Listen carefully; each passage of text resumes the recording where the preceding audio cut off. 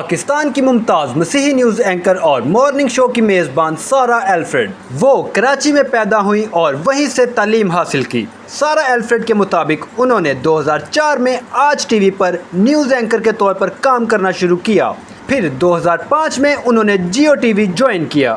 Sara Alfred نے 2004 سے 2014 تک نیوز اینکر کے طور پر اپنی خدمات سر انجام دیں۔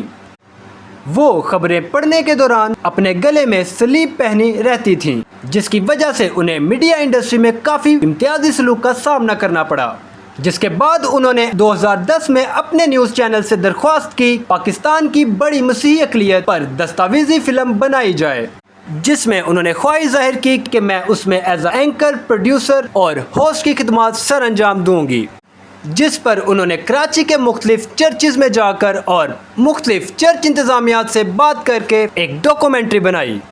پاکستان میں مسیحی امتیازی سلوک کی وجہ سے مختلف عناصر کو ان کی یہ ڈاکومنٹری پسند نہ آئی۔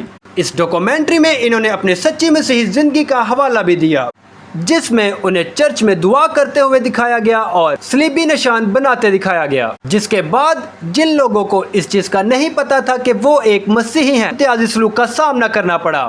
ان کے نام کی تبدیلی میں سارہ ایلفریڈ کی بجائے سارہ الفرید کرنے کی کوشش کی گئی اور انہیں مختلف دعوت اسلامی دی جاتی اور ڈرایا دھمکایا جاتا۔ ان خطرات کے دوران انہوں نے ملک سے باہر پناہ لے لی۔ معلومات کا قابل اعتماد ذریعہ CRC، جڑے رہیں CRC کے ساتھ۔